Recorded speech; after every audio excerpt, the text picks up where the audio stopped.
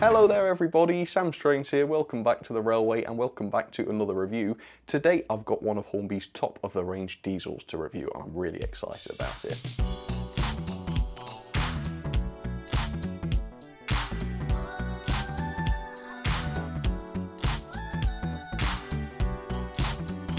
So today's diesel is one that I've had a lot of comments about, particularly over recent months actually, which is strange because the loco's been around a little while. The loco in question is this, the Hornby Class 56. Like I say, it's been around for a little while, but it's still, according to what people say, I haven't had any first-hand experience of this model yet. But going on what people say, this is one of Hornby's better diesels. It has an RRP quite expensive, it's £169, so that's pretty much up there with the modern diesels. However, I got this one from Hatton's for just £121, which is obviously quite a considerable discount, and I will include an affiliate link down in the description if you want to pick one of these up. Not sure if I can recommend it yet, but obviously we will find out soon enough. First things first though, I've got to say, when this came in the post and I just picked up the box, the weight of the box was just crazy. You don't normally see that. It's normally when the loco's out of the box in your hands that the weight actually settles in. The package tends to be too big to actually make an impression on you as far as the weight's concerned. But we're talking sort of more than Princess Royal heavy with this. Oops, maybe that's treason. I hope not. Super duper heavy. I can only imagine how heavy this is going to feel in the hands. Anyway, it looks great from the outside of the box, but let's see what it's like inside, shall we? Let's do it. So the Hornby Class 56, I have found over recent years that I've started to warm to diesels actually, and just looking at this one from the outside of the box, I'm liking it. I love these sort of rounded edges to this. It looks really quite futuristic, I suppose, and also quite almost toy-like in its appearance. It's obviously not a toy, and the things in real life certainly weren't toys, quite beastly machines. But yeah, hopefully you can see what I mean. It's a very interesting looking shape, I would say.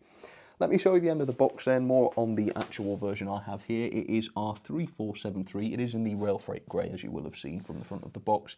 It's a Coco Class 56 locomotive, and the running number there is 56108. And yeah, I do like the rail freight grey locomotives, particularly with the yellow ends there. Yeah, it's a lovely livery. I really like it. Right, let me show you the end of the box then. So this is rated RA7, Route Availability 7, I assume is what that stands for, just relates to whereabouts on the network the loco can safely travel. In the centre, we have a history of the Class 56. If you want to pause and read that, as always, feel free to, although I will give you some history in just a sec. And then on the end here, you can see some line drawings from the design of the model, dated, surprisingly actually, I didn't realise that, 2007. So yeah, 13 years old. Obviously, it's quite interesting that a loco that is 13 years old, or at least designed 13 years ago, would cost £169.99. I suppose it's not that unusual, actually.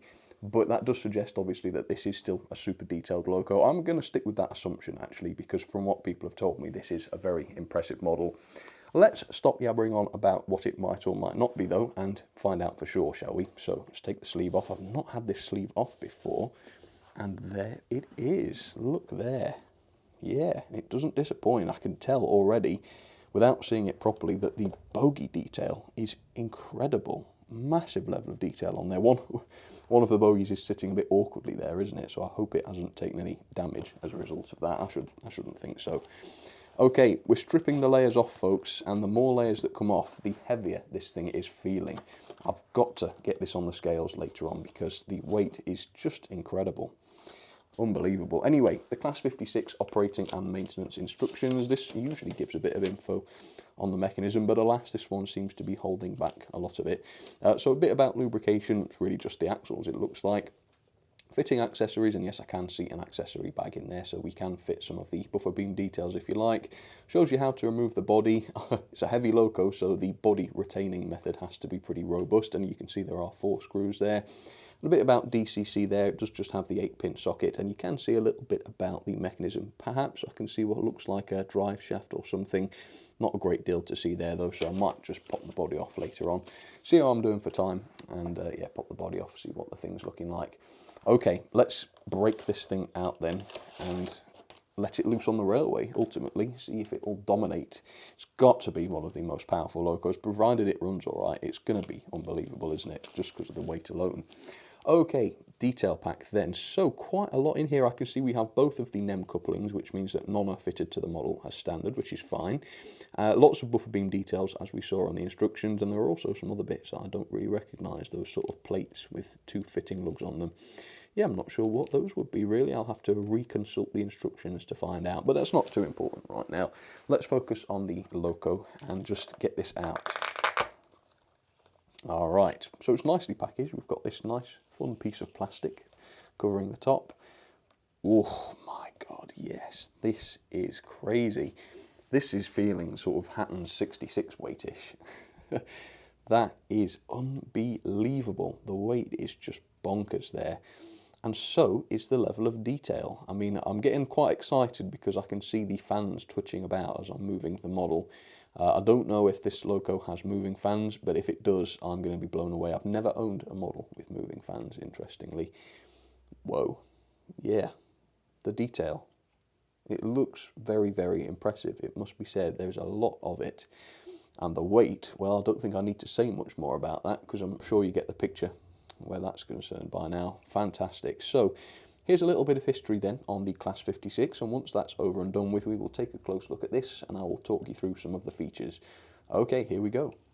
So the British Rail Class 56 was introduced in 1976 when the first of 135 units were built. During the design process, it was decided that the body shell would be based on the similar Class 47 locomotive, which I'm sure you're familiar with, hence the quite similar appearance. Yes, they do look quite similar. Despite the visual similarities between the 56 and the 47 though, the 56 would prove to be heavier, faster and more powerful, with a maximum tractive effort of 275 kilonewtons as opposed to the 267 kilonewtons of the Class 47. In the early days, the class proved to be very successful, but by the 1990s, the maintenance costs were relatively high compared with the highly efficient Class 66s, and so the vast majority have now been withdrawn and scrapped. 3 have been preserved, 35 remain in service, and 16 of those are earmarked to be converted into a brand new Class 69, which will feature a new engine. So there it is then, the Hornby Class 56 up close and personal for you, and I am utterly astonished by this model. If I hadn't seen that 2007 date on the box, I would have no idea that I was looking at a model that was designed 13 years ago. It is incredible. Obviously, that is to say nothing of the realism and accuracy of the loco. As you know, that isn't my area of interest really, or expertise certainly.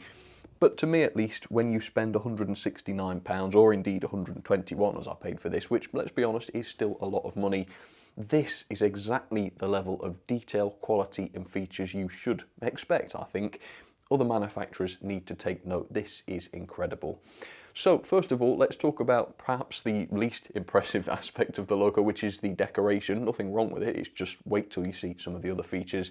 So all of the lining is absolutely fine. You've got this sort of orange lining along the top there and the red band along the bottom, just absolutely perfect, no paint bleed whatsoever. Same is true with the yellow ends, as you can see, perfectly crisp joins there. We've got a lot of tiny little detailed prints as well. You've got those high voltage signs above the cab doors there. You've got the little rail freight logo, I guess, in the red there, which is done well. And of course the big British Railways logo on the side, which again is just a beautiful print. One thing that is a little bit strange is the ends here. I mean, look, we've got the, I don't even know what that's supposed to be. Is it supposed to be a grille? Rather than being moulded on, that has just been tampo printed on, which I suppose in 2020 is a little bit of a lacklustre feature. But besides that, as you can see, the decoration is fantastic. But the level of detail, the level of separately fitted parts, the level of moulded detail is really what makes this model shine. First things first, look at the bogies. Have you ever seen more moulded detail on bogies than that? It is wonderful, and there are separately fitted elements to that as well, as you can see there. Wonderful bogies, and that goes for the entire underframe really. Look at the centre area there, so many separately fitted parts. And the other thing to talk about is the quality, obviously, with a lot of separately fitted parts. Sometimes with Hornby, I know they'll probably agree with this, you do see the odd bit of glue, to say the very least. I can't see any. I've combed the model over, can't see any glue marks whatsoever. It really is very, very neat and tidy. You've got what appear to be etched grills, as you can see, through which you can see the insides of the loco. I don't think the insides are prototypical. There you have what appear to be some sort of mechanism underneath the fans, which you can see through the grills in the top. I don't want to say the word moving fans until I've seen it for myself, because until I have, I don't think I will believe it. but I'm getting my hopes up, let's put it that way. But either way, etched grills, as you can see, which are done to a high standard, and they're well fitted as well. They're a very, very good fit. We've got handrails fitted either side of the doors of the Loco. If anything, those handrails could have benefited from being made of metal because they are incredibly flimsy, and it is a little bit noticeable when you're handling the model. Obviously, a little bit of flexing in some of the details is good because it prevents them from breaking, but obviously metal handrails tend to have a bit more sturdiness than the plastic does. The door, as you can see, has the little handrails picked out with the paint there, which just makes them stand out beautifully. And look at this, folks, this is a Sam's Trains first, never had this before. I thought, you are joking when I discovered this. But the doors are indeed openable, and they're not the fiddly kind either, like we saw on some of those O-gauge Locos. They're sprung so that they close shut and look perfectly realistic when you finish poking your finger inside.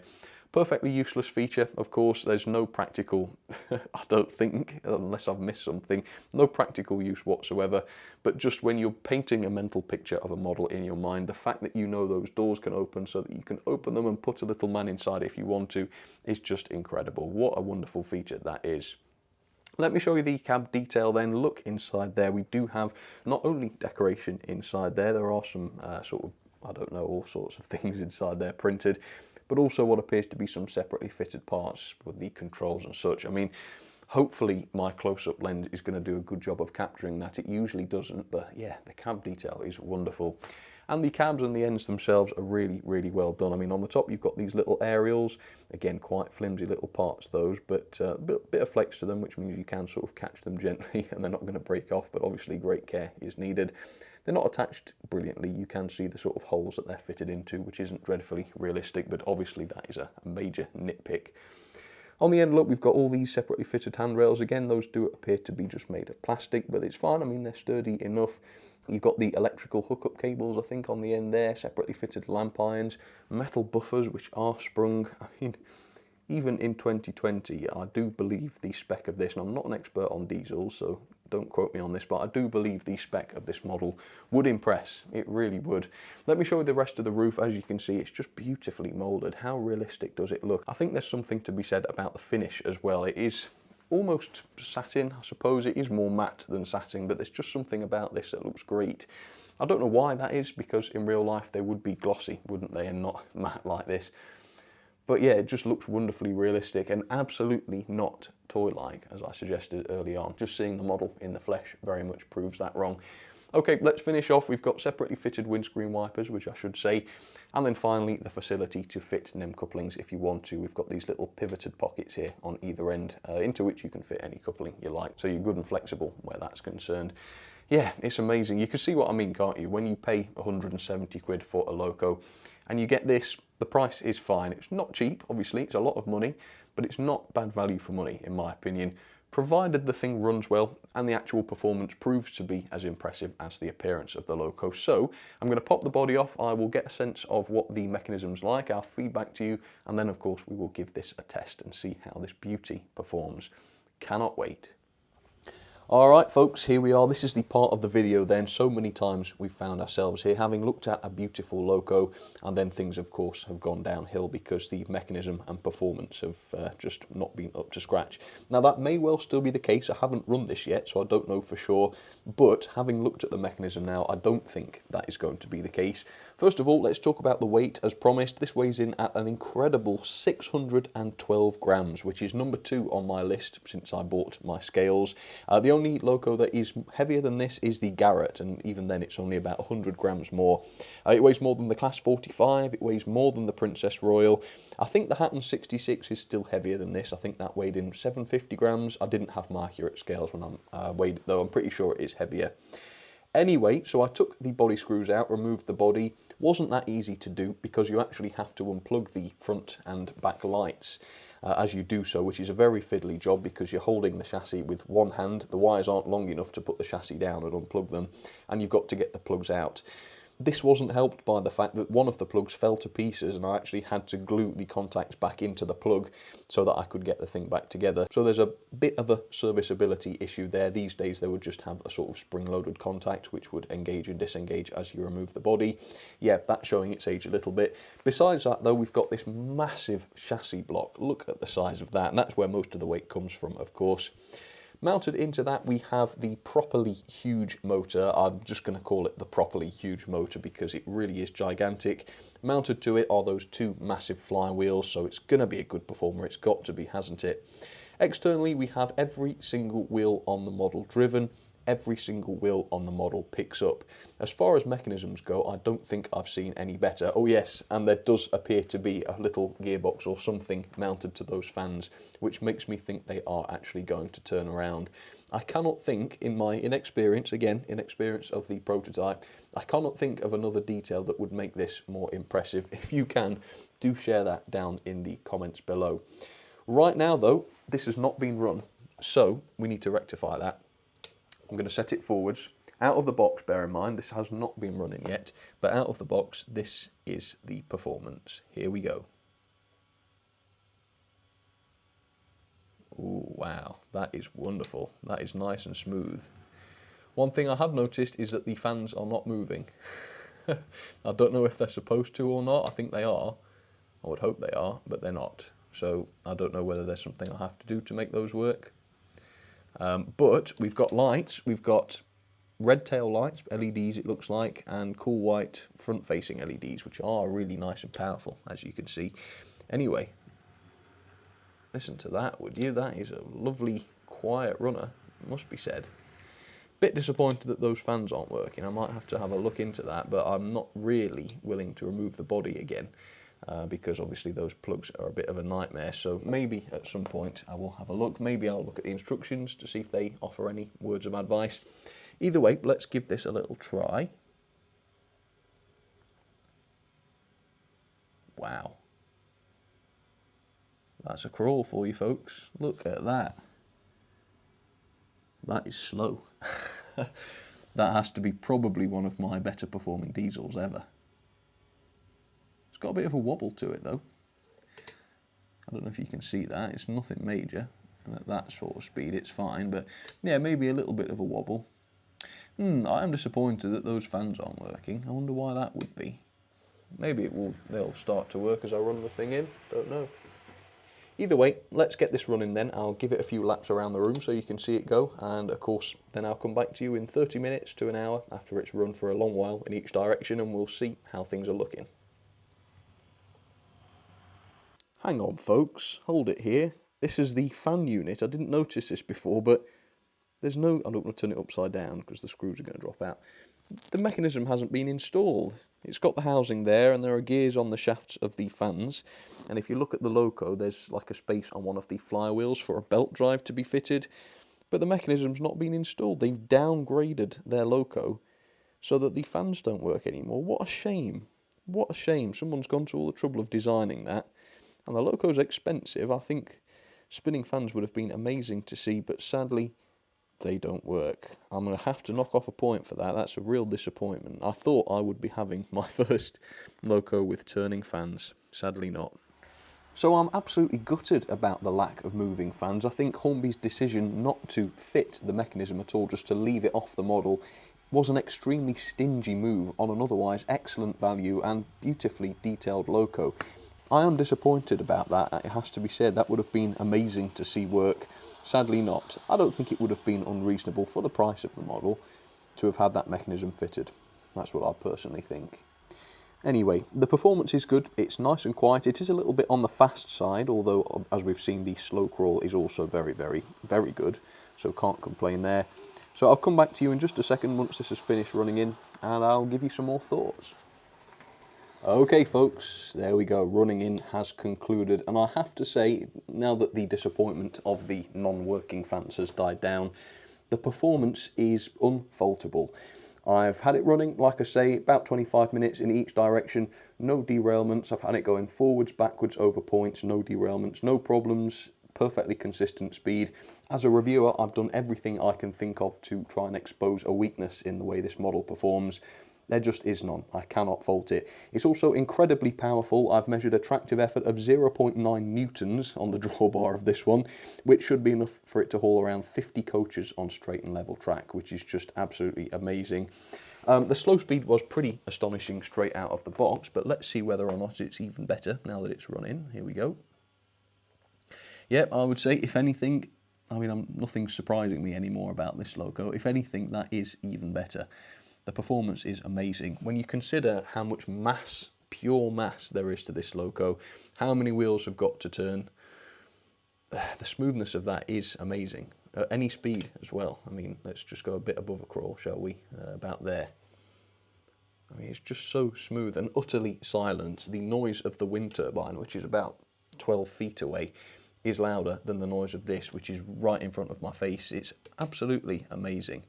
And of course, the strength of this loco is incredible as well. I have seen more powerful locos, but not very many. I think the Hatton 66 and the Helgen Class 52 are about the only diesels that I've ever had that are more powerful. So it's pretty good. It is pretty darn good.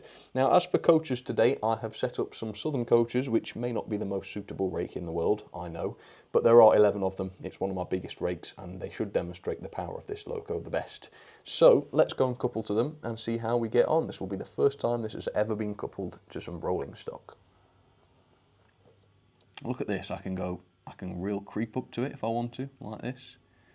I can really make every millimetre count, or I can really go for it. Oh, I don't really want to go for it, on second thoughts. But yeah, it's one of those beautifully controllable locos, even on DC. I mean, it's just a pleasure to run. Worth every penny as far as that's concerned. Okay, forwards we go then. Here we go. Look at that, it's acting as though there's no load at all. That is amazing. Okay, so I've got some other diesels for you to spot on the line today, so let me know in the comments what you see and whether you find an odd one out. Running alongside the Hornby 56 is another Hornby 56. This is a much older, much less detailed loco, completely different really. It's actually ex-Dapol, I believe. The only similarity really between this and the latest version is the speed. This one also runs incredibly fast, except this one can't actually do a good crawl. As you can see, it just kind of jumps off, but it's a nice looking loco anyway, and I've liked that one for many years. And then on the inside line I have another similar loco, not the same class though. This is a class 47. It's got a bit of a Pullman train, which again doesn't really match its livery. But I thought it would be nice to run that for a little while, so there we go. And here comes the 56 again. Ooh, oh my word, what has happened there? Tut tut. It's those Bachmann coaches again. Oh, blimey. Right, hopefully that's a bit better. There's a bit of a mismatch in couplings between those Hornby and Bachmann coaches. But I think it's alright now, or I suppose we'll see. Look at that though. No slowing down up Gordon's Hill, and that is one of the biggest rakes of coaches I've ever put together. It is powerful, and impressively so. There's the Dapol, ex-Dapol 56, Hornby branded though. Yeah, it's quite a good loco that. A lot cheaper, that's for sure. So what do you think about that then, folks? I am disappointed in the lack of fans, but none of my other diesels have them, so it's obviously not a deal breaker for the price. Performance is amazing, otherwise the level of detail amazing. It's a great, great model. For £121, I am very happy, very much so. Look at the amount of wobble on those Bachmann coaches. Shall we have a replay on that? Hornby one's stable as you like, and Bachmann one's wobbling. I don't know.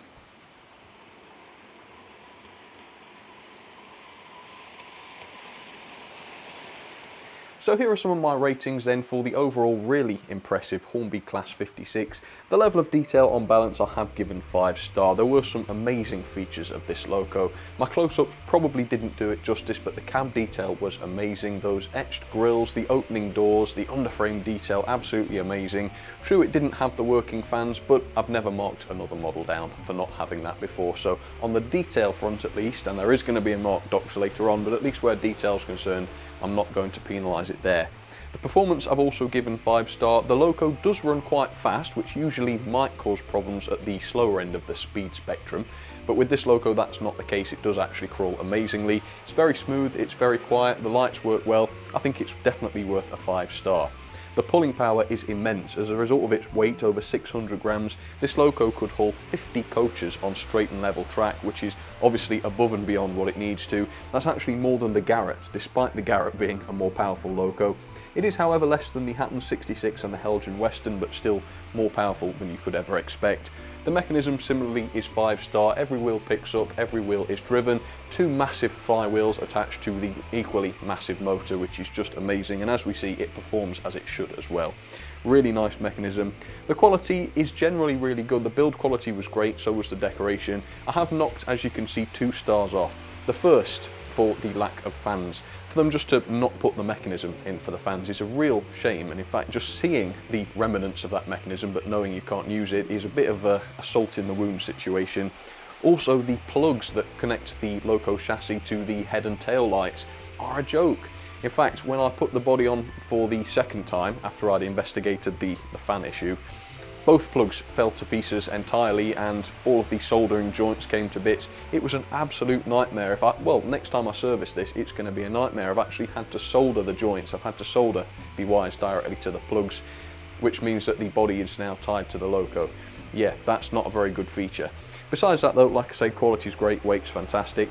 Value for money, £169.99. Objectively speaking, for all of those features is a good price in my opinion. Obviously the price I paid, £121, is absolutely amazing.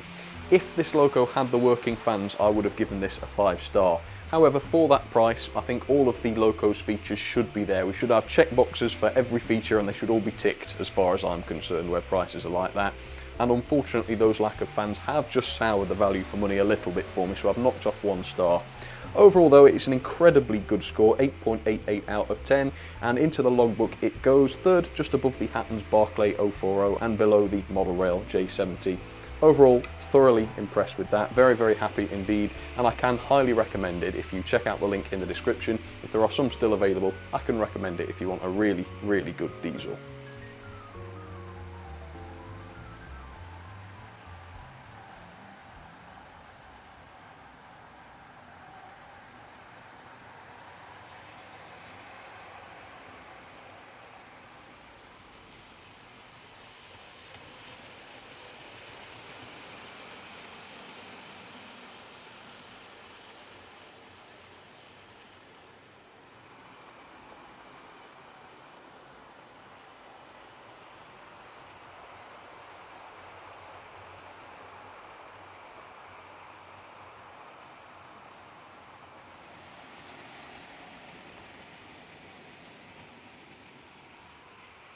Well folks, I hope you enjoyed that. A Loco designed in 2007 with a level of detail like that. What must people have thought in 2007 when this came out? Presumably with the working fans too, man. Sounding like a broken record now, but no, it must have been a shock in 2007 for sure. I wish I could have experienced this for the first time back then. Anyway, let me know what you thought. Do you like the Loco? Would you buy it? Is £121 reasonable? I think it is, but if you disagree, be sure to make that known in the comments. Thank you for your time, thanks for watching, and I will see you very soon on the next one. Alright, cheers everybody, take care.